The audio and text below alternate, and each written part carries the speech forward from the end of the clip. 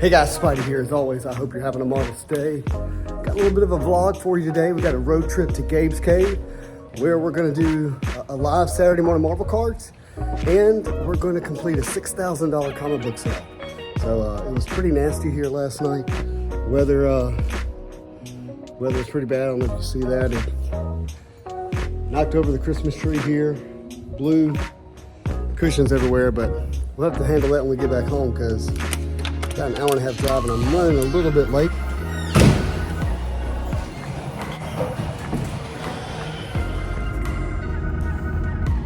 A little taste of Louisiana.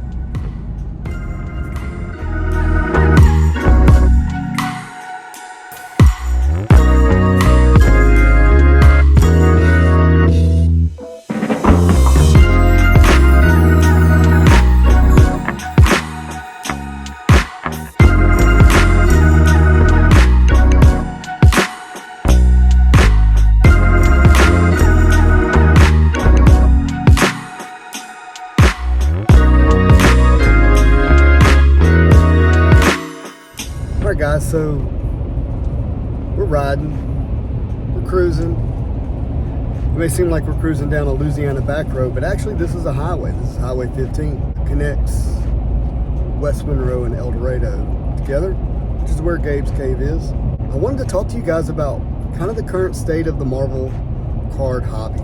There's a lot going on in the world, per usual. I mean, we always say that. But there's been significant shifts and changes in, kind of the economy, so to speak, the economics of the world, where money's gotten a lot more expensive. Cost of goods and services are a lot more expensive. Simply put, you have too many dollars have been chasing too few goods, and it caused the price of goods to go up at a rate that, was exorbitant and quick.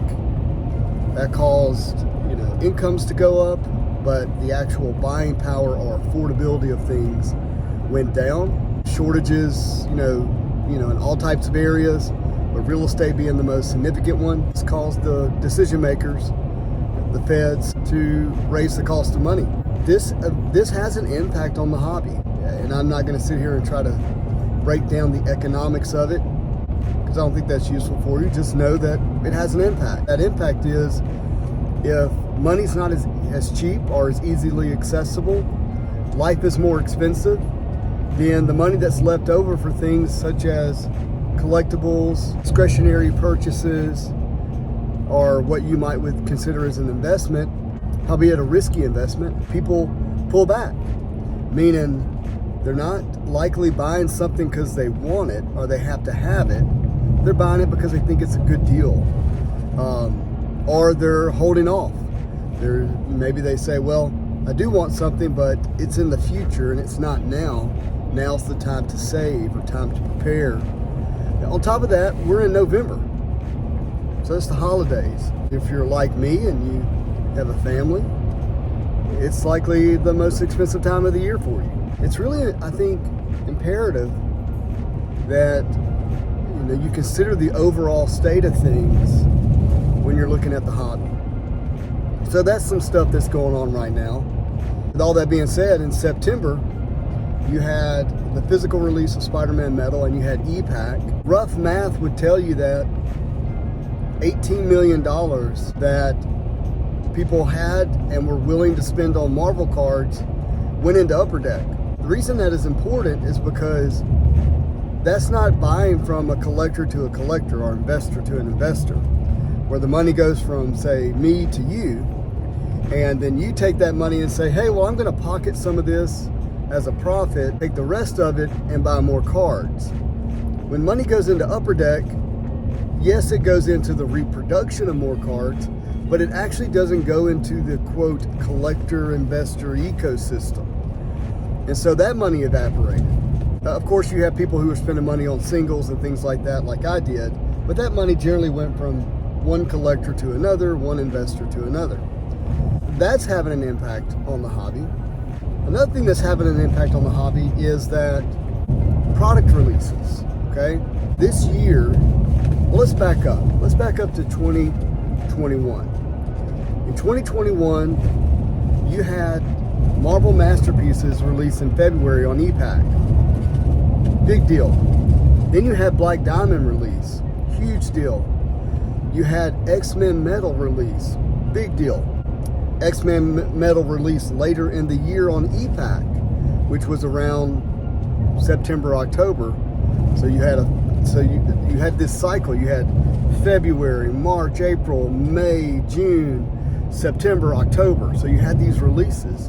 The end of December 2021 was supposed to be Spider-Man Metal on the heels of X-Men Metal, and it didn't happen, and that began the long wait. Yes, we had an annual release, but there was so much pent-up demand that didn't even last. So it's not even, it's not a high-end product, and it wasn't on the shelf long enough to really speak to, other than what it told us is that people were willing to buy Marvel cards even when they were low-end cards if nothing else was available. I don't want to hit this bird. A bird just flew down in front of me. Country roads. So anyways, then you get into 2022. Like I said, you have the annual release. And then you have, like I said, the long wait for Spider-Man Metal. Spider-Man Metal eventually releases. Oh, I guess I do need to, in fairness of the conversation, say that Fred Ian's Unbound was releasing on a weekly basis, but that didn't do anything for the hobby, because that was selling out in 4 to 12 minutes, and it didn't really create new collectors. Actually ended up being more of a frustration for a lot of people, again, where they were overpaying, including myself, because there wasn't anything else out, and it was the most special thing available at the time. So that Spider-Man Metal releases late August, early September, had both the physical and e-Pack release simultaneously. Why is this important? Well, it's important because historically there would be a 3-month gap or so between the two.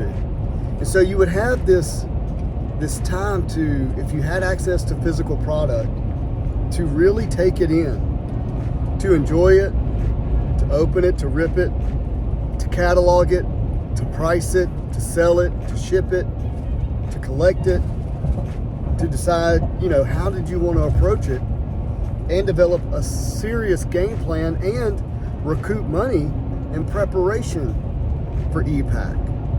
That didn't happen. e-Pack released within 2 weeks. And here's something that I'm thinking about that. Is this the norm that Upper Deck is headed to, where they do a physical and digital e-Pack? Well, it's not digital. They do a physical and e-Pack release almost simultaneously. And the reason I'm asking that is because it's going to change the way people prepare for the product releases. It sure will be for me, because, obviously I would open up a few boxes because of you guys, for the content. No, seriously. I enjoy it, and for the content.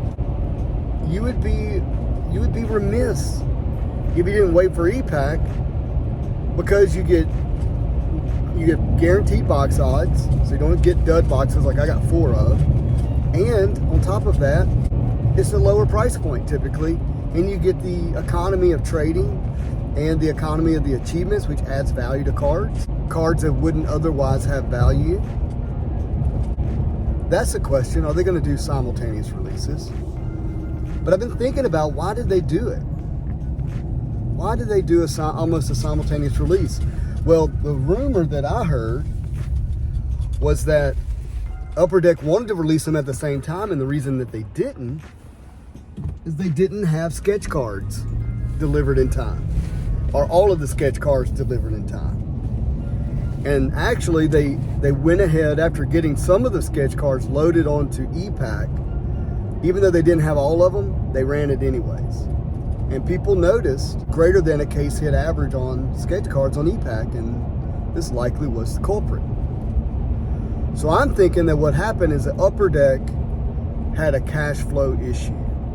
Now, I could be way wrong. They may be stacked with cash, and that's the least of their concerns. And I hope that is the case, because cash flow is everything in a business. But here's what I'm getting at. It felt rushed. It felt unorganized. It felt rushed. It felt not ready. The quality felt not ready. And I'm thinking that they needed the windfall, or they needed a combination of things. They needed the windfall, they needed it off their back, off their minds, they needed to get on to something else. They needed to print it and not hold up printers for future dates. Like, I'm sure there's a lot to it, and I don't know, and I confess that I don't know. But at the same time, Upper Deck doesn't really say, so we're left to guess, and maybe that's just the way the business is supposed to be ran. But it has me asking the question and speculating. So that's, when you create question marks in people's lives, they create the exclamation points to answer if you don't give them the answer. So anyways, with that being said, I think they rushed it because they needed the money, and they did. They got it in 4 weeks. They got, they got the price point up to $4.75 a box, $42 after taxes a pack. Made the money that they made, and I'm pro making money, by the way. Profit when made fairly is holy. I believe that. It is not a good thing to lose money, so not for that at all. So they did. But now we have Into the Spider-Verse, okay? Into the Spider-Verse Spider-Man series set, featuring Miles Morales from the animated movie, which is great, by the way. And we got part 2 and part 3 coming soon. This has been a delayed release as well, but it is supposedly shipping out on November the 9th. So I don't know when you're watching this video, but November the 9th, 2022. Steel City has not only moved up their release date to November the 9th, Steel City has already started sending shipping notifications to the people who pre-order for a November the 9th delivery date. That being the case, I reached out to Dave and Adams to see if they've changed their shipping dates, and they have not. I also do not believe that ComC, who loads up e-Pack, has not received Spider-Man Into the Spider-Verse physical either. Which is interesting, because typically, or historically I should say, when physical cards are delivered to the distributors, the cards that are actually going to be loaded into e-Pack are also sent to ComC, because they print them at the same time. They don't package them the same, but they're delivered. They don't just sit on a factory floor waiting to be delivered at another date that I'm aware of. Like, typically they're sent at the same time, and then ComC uses the time to load them up in between the two releases, between physical and e-Pack. I don't know what's going on now. I don't know why has Steel City delivered these notifications, confirmed delivery. Upper Deck has actually come out on their social media channels and confirmed a November release date, but not a specific date in November.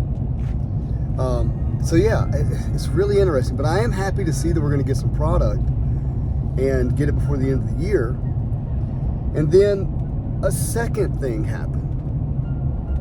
Tom Fleming, wonderful artist who's been doing Marvel card art since the 90s. Check him out. He is one of the top artists for Fleer Ultra Avengers. Fleer Ultra Avengers. I generally always say Flair, even when I say Fleer or Flair. So forgive me. It's from when I was a kid. When you're 9 and you're looking at these things and you hear somebody say Fleer, it just sticks that way, whether it's spelled F-L-E-E-R or F-L-A-I-R. But Fleer Ultra Avengers, F-L-E-E-R, is coming out, and, well, has a release date by the end of the year.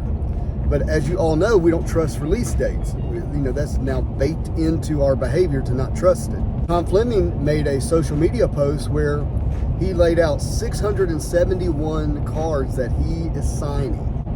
Let's say he has 9 cards that he's signing 25 of each, and whatever that math works out to. Whatever the math is to get to 671, that's what he's doing. Sadly, love you, Tom. Love you, man. Sadly, he had all the cards laid out 52 card pickup. And I'm sure Tom knows how to handle a card, and I'm sure Tom actually didn't damage any cards, but he took the time and effort to make the presentation, as dramatic as possible, to capture people's attention, which he did. But it had people thinking, hey, look, this is why the quality's not great, because of things like this. But it was his statement that caught my attention, and the statement was, I have to hurry up, sign these, and ship them back to Upper Deck for the release before the end of the year, end of 2022, which would be fantastic.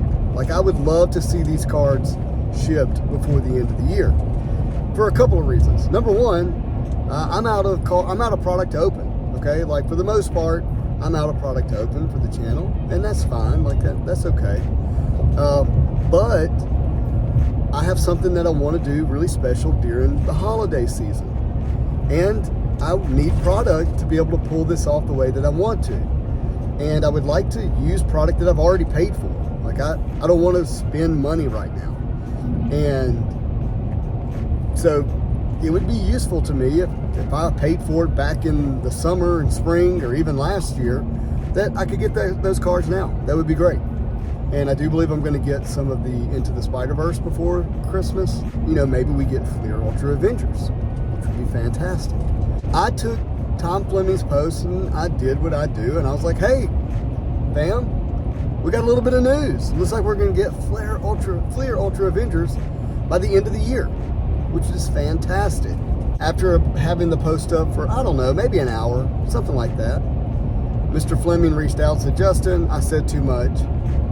Upper Deck has asked me to ask you to take down your post, which, out of respect to Tom, was pleased to do so, because I do respect the artist here in this case. Yeah, I took it down. Tom says he said too much. And I think Tom is, he's like, hey, I put all this work into the set and the community's so excited. People have been asking me about my original art, and like, he's probably proud to be a part of the set and the art that he created. And he knows that the people want to know, like they're asking questions. Questions that Upper Deck could speak to, like to some form of fashion. It could sound like, hey, comic card collecting community, we love you and we know you want this product, and just know that we are not in a place where we can give you a release date because we don't know. The update is, we don't know. The update could be, hey, we're ready, but we're waiting on an artist or two.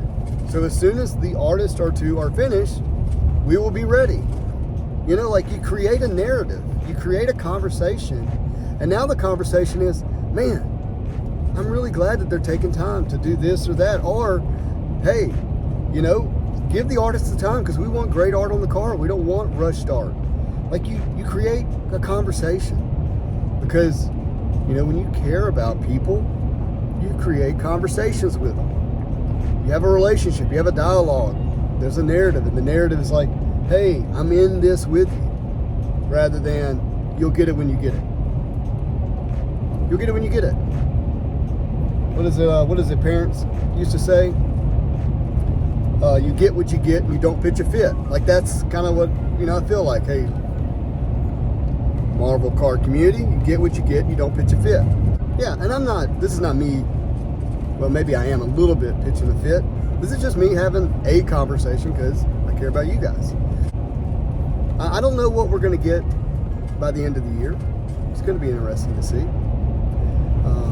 Definitely looks like we're going to get at least one thing. Some cool art, some cool autos. That's cool. It's fun. So, on top of all that, there's so much. I haven't even got to the stuff that I really started this conversation with about the current state of Marvel cards, so to speak. There's a lot of other things happening behind the scenes. Kind of the behind the curtain stuff. Some of you will love it, some of you will hate it, and that's just the state of the world, We love to love things, we love to hate things. There's really not anything that we're benign to. You kind of have to live in one category or the other, and I've realized that. And yeah, it just is. It's not for me to judge. So what I will say is that there's some things going on in the background that's happened that's cool, in the sense that it's cool. You know, nothing else. Like there's nothing really else needs to be said about it, because it's definitely going to continue to bring attention to Marvel cards, and the way that CGC grading Marvel cards and Todd McFarlane signing Marvel cards brings it into the focus to others who maybe are like, hey, I haven't talked about Marvel cards in years, or what is a Marvel card, you know? There's some partnership stuff that's happening in the background. You got the Just Go Kickstarter that just happened, which was a success. There are artists that are going to look at Kickstarter and they're going to go, Joe brought in 300 grand in a week? Yes, please. Kickstart me. That's what's going to happen. And you're going to see, I think, you're going to see other artists do this. I mean, I would not be shocked that within the next 12 months, you don't have Julie and Boris being like, shoot, sign me up. You know, I just think that might happen.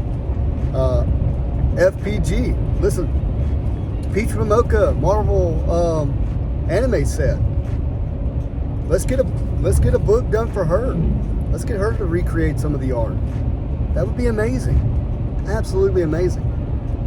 And so I think you're going to see stuff like that continue to happen, which has a positive impact on the hobby and has a positive impact on these artists and the people involved with it. And, you know, it fills in some of the gap that, you know, is kind of left from Upper Deck. So there's those things, and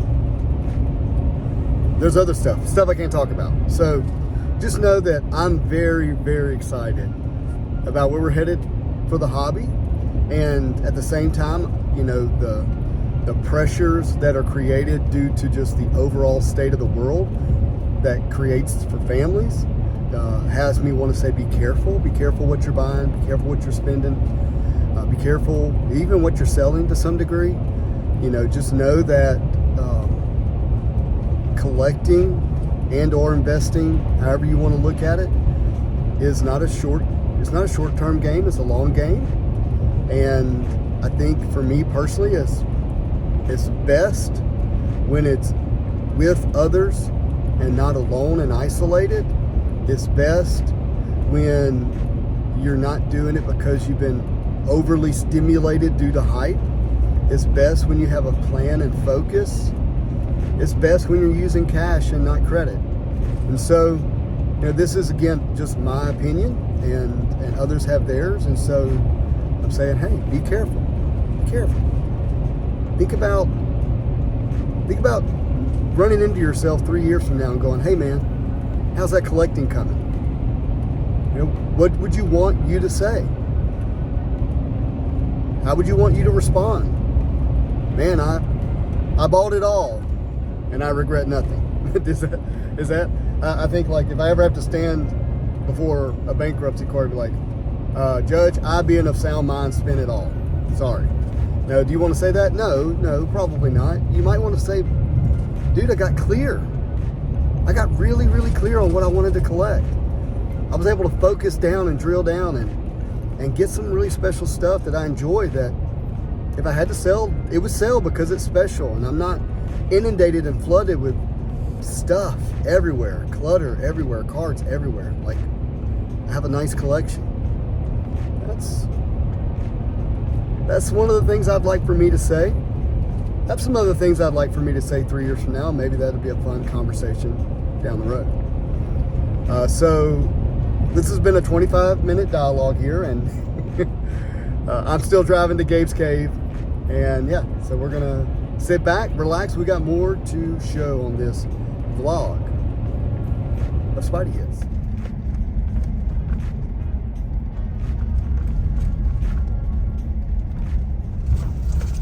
We have made it to Gabe's Cave.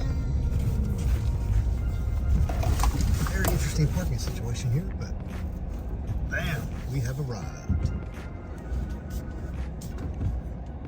All right, guys, we have made it into Gabe's Cave. Say what's up. There he is. And we're getting the cards ready. We're gonna do the Saturday morning Marvel cards show here, and then I'm gonna give you a tour of the entire shop. It's gonna be fun.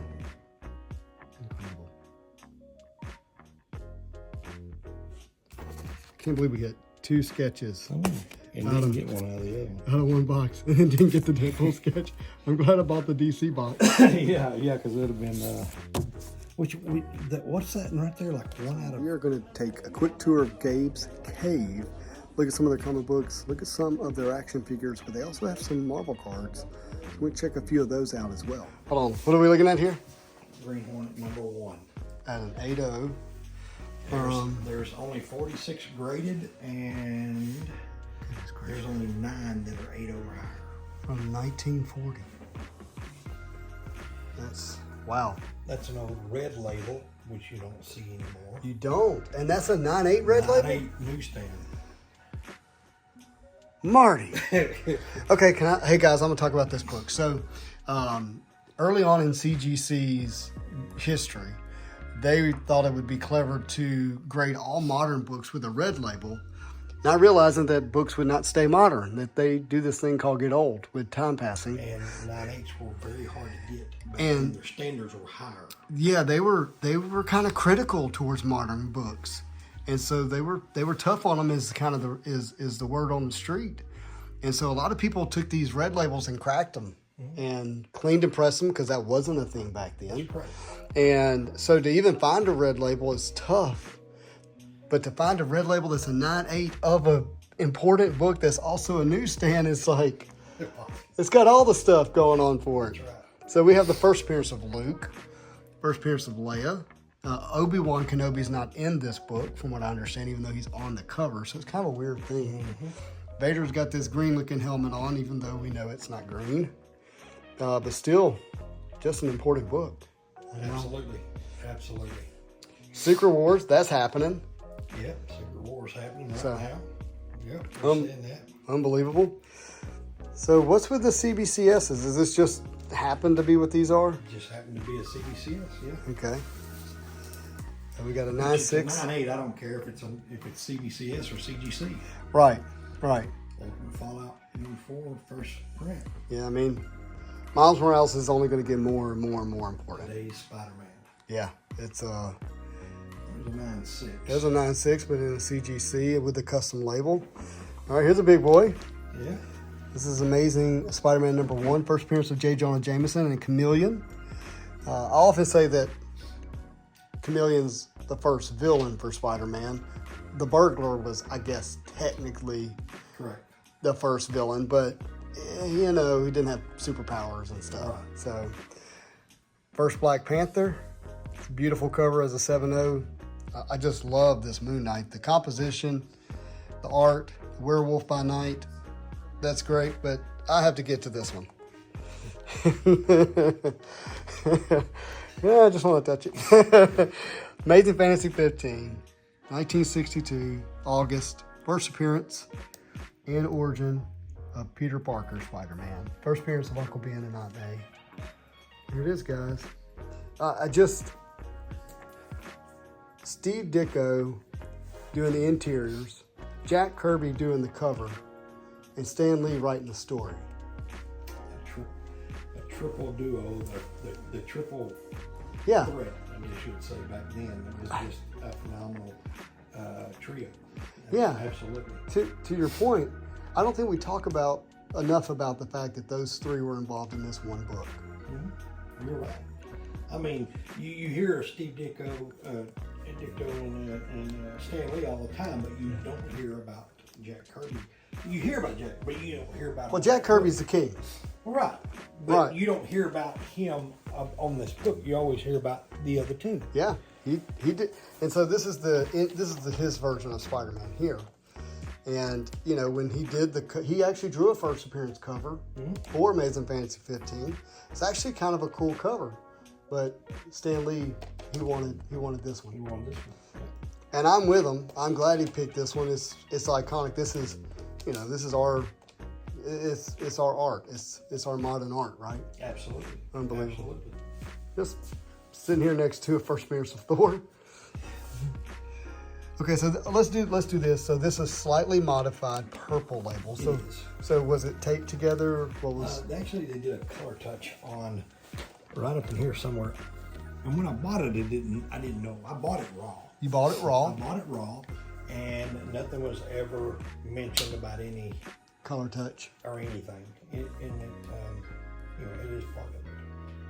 I don't care. It matters less on something like this for sure. It matters to people who look at it as money versus somebody who this is this book, and I have the Shadow Comics #1. Oh, which these 3 books here were. I mean, it took me 40 years to get this one. right. Are you going to crack and resubmit that one?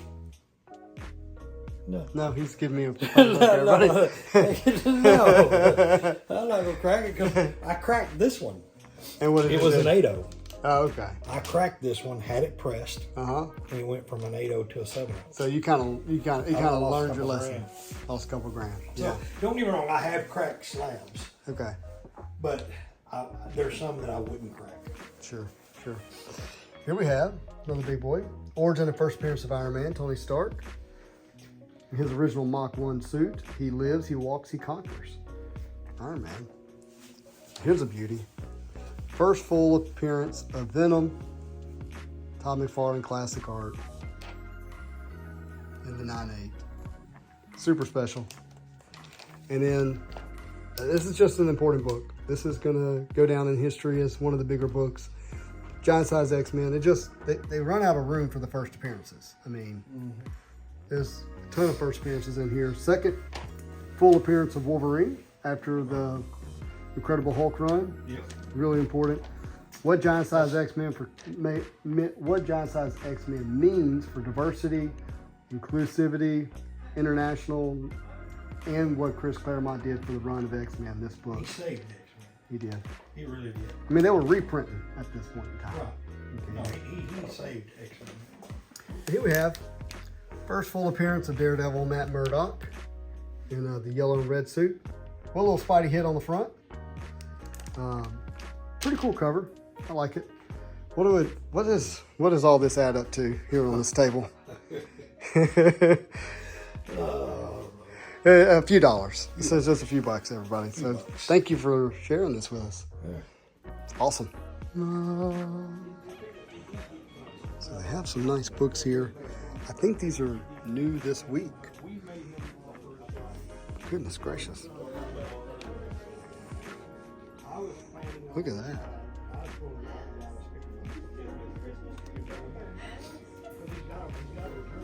That's crazy.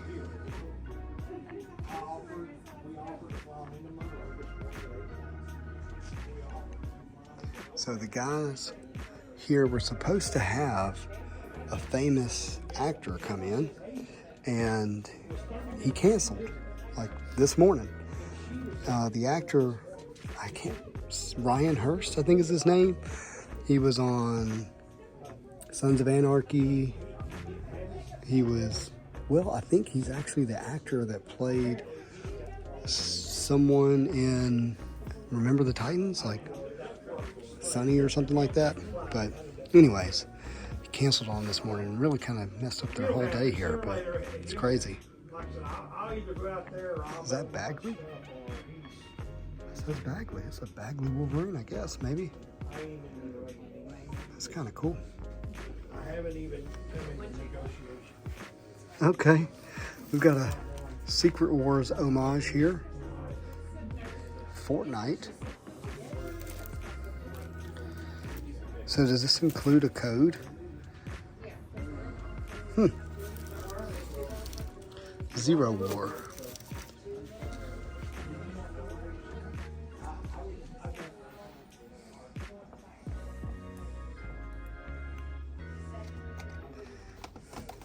Serial numbered, limited to 40,000. That's kind of fun. Only 40,000, that's it. It's $20.99. $120 first issues. Goodness gracious. Is it grade worthy is the question. What else is in there? Still numbered to 30,000. Gosh, man, things were printed so much in the 90s. Unbelievable. Miniature stuff. Oh, here's some graded books. We got Moon Knight. Very cool. Marty here is a collector of Moon Knight, really likes him a lot. So it might have been his book. Maybe he upgraded it or something. Hey, there is a 9.0 with the custom label newsstand. That's awesome. Great Miss Marvel.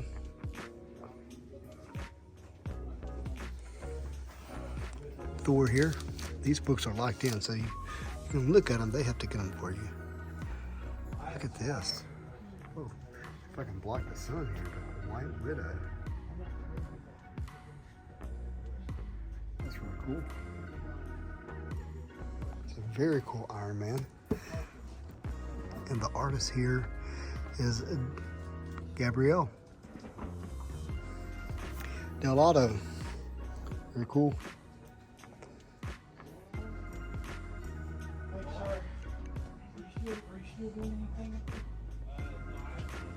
So check this out. Got Versus System. Exclusives. Wolverine. Exclusive variant cards, 4 Marvel TCG Versus System booster packs, Web of Spider-Man, 2 Marvel Origins. What's the price on this? 20 bucks? Yeah, I'm gonna have to get that. I like that 10. Let's see if one of these is a Spider-Man 10. Got Dr. Octopus. Ooh, Magneto. Check that out. I have to grab one of those. And we have Surfer. It's pretty cool.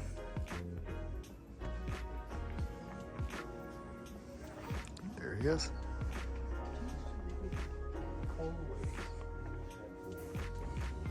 More graded books. Rick and Morty. Got She-Hulk. Ooh, we got a 9.2 newsstand. $1,000 bucks. It's good to know. Good to know where that is, because I might have to grab that one day.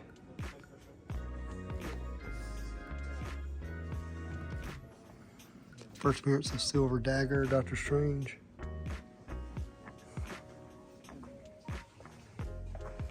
What do we got going on in here? Got some posters. Very cool. Avengers. Uh-oh, what is this? What is this? Lethal Protector. That's nice. That's nice. Get the Killing Joke. Guardians. See if they got any other special posters. Power Rangers. Super Mario Brothers. We got an Incredible Hulk. Black Cat. That's cool. But I want to see. I've got a Genocide's X-Men.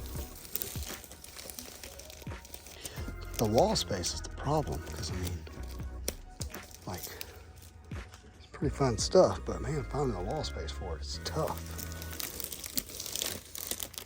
At least for me, anyways. Oh, that's good. Look at that. That's nice. Very nice. Hot Wheels. Look at that. That's the Toy Biz. First appearance Hulk.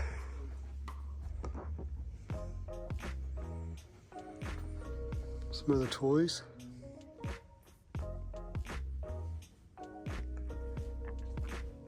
My childhood.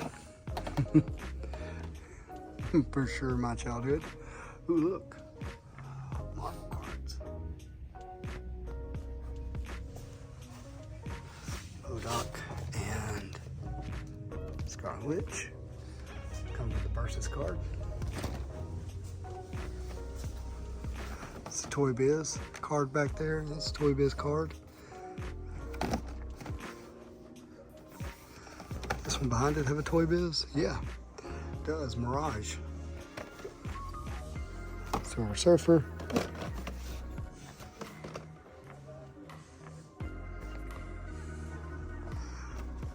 Wolverine has card. Ooh, we got back behind Raza. We have the Fall of the Mutants. Ooh, that one's cool, Cyclops. So if I was a Cyclops collector, I would definitely want to grab this action figure to get the Toy Biz. See, on the back of these cards, it actually says Toy Biz. It's really a variant, like a parallel. So it's pretty cool. You got an amazing Psylocke and Sabretooth. That one has Iceman. And that's Wolverine versus Saber. And if one of these has Spider-Man versus Wolverine, like I'm all in on that. Oh, that's pretty cool. Wolverine. Oh. I always drop stuff. I always drop stuff.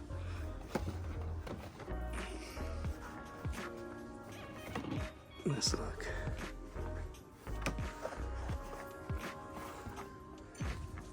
Here we go. Come here, Caliban.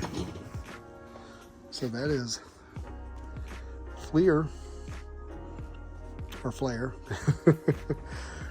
Flair Marvel Annual Wolverine. It's pretty cool.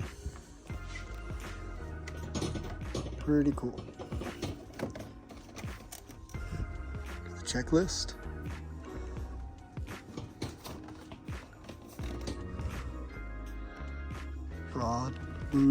Brood, sorry. Who is that? My stove. Someone I don't know. Oh, this one's good. This one's good. Oh, no, it's not. It's not what I thought it was.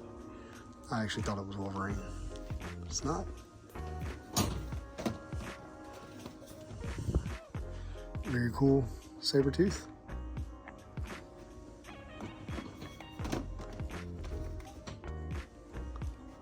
Cable. Awesome Cable, actually.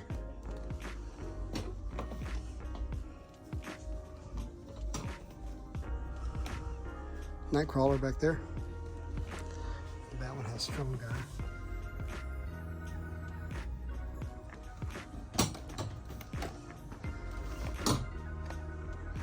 Another Cyclops.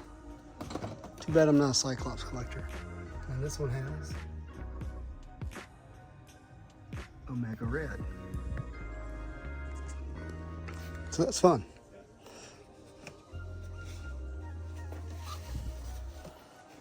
Put these back.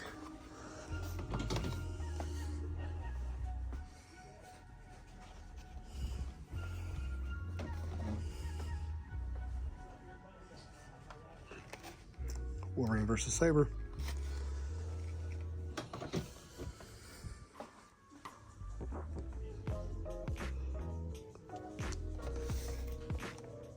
Wolverine versus Omega Red here.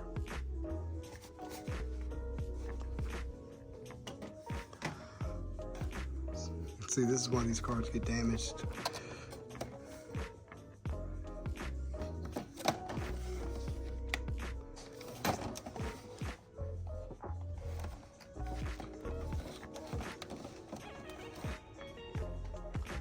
That's actually Wolverine.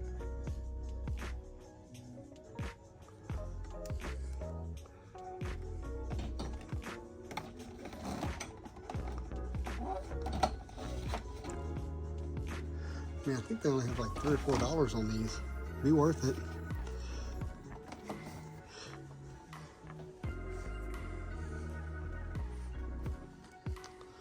That's interesting.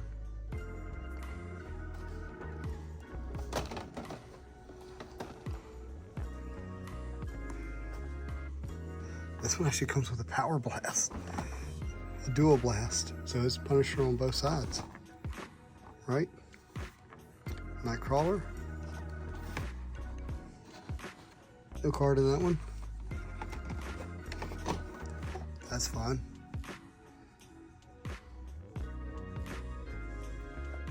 Look at that Doctor Strange. That's kind of cool.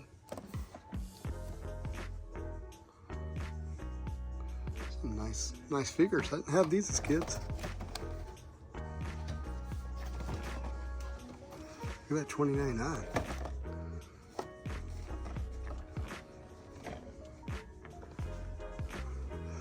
Recharge. I just don't know what this is.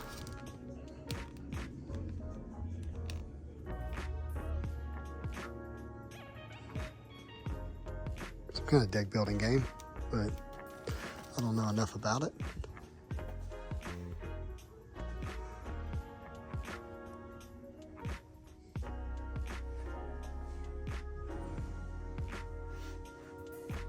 Pops.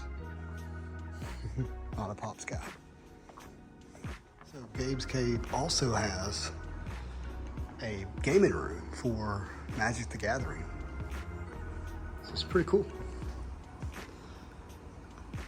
I don't play Magic the Gathering, but if I did, this would be a place to play it. Super awesome.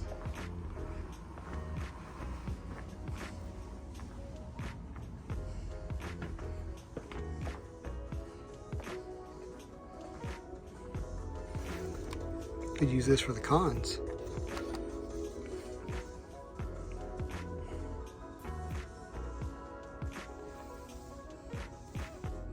That's pretty awesome, actually.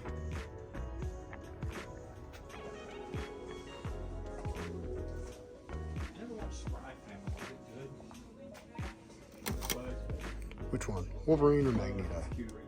I'm gonna go Wolverine. I bought this and I used the throne. It's actually pretty good. I used it for Kang. $30, not bad.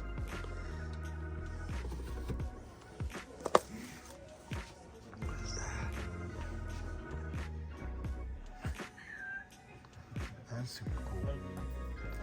Kind of venom.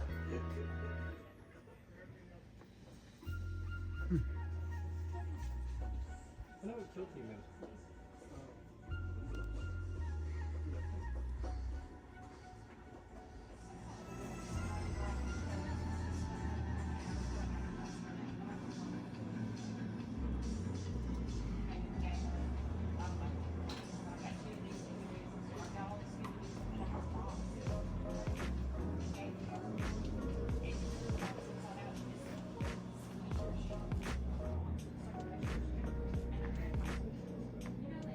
PSA 10.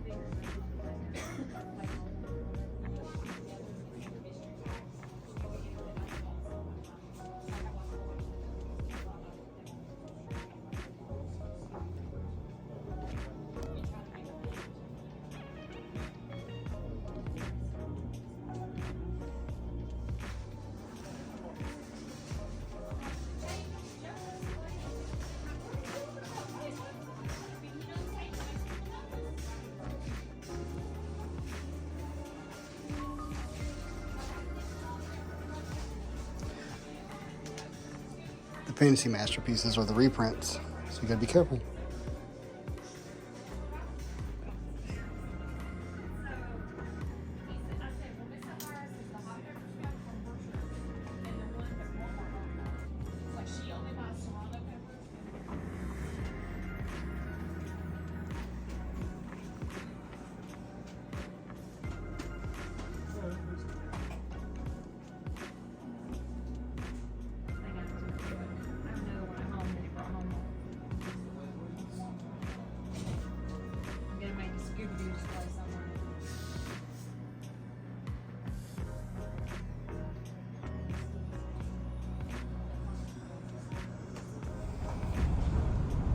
Goodbye, Gabe's Cave. That was fun. Now headed back to North Louisiana, and yeah, just incredible guys. Marty was amazing. Was a great host. We had a good time. Hope you've enjoyed the content. Thank you for watching, and keep an eye on the channel. If you like this kind of stuff, hit the subscribe button. If you like this video, hit the like button. Leave me a comment down below. Let me know your thoughts. But as always, hope you have a marvelous day. All right, we are leaving El Dorado, Arkansas, headed home. Got about an hour and a half drive. Got me a little snack, Little Debbie. My first girlfriend was Little Debbie. I'm just kidding, but anyways, yeah, Little Debbie snack cake. Even had me a Yahoo drink to drink. So yeah, a little college football. Let's head home.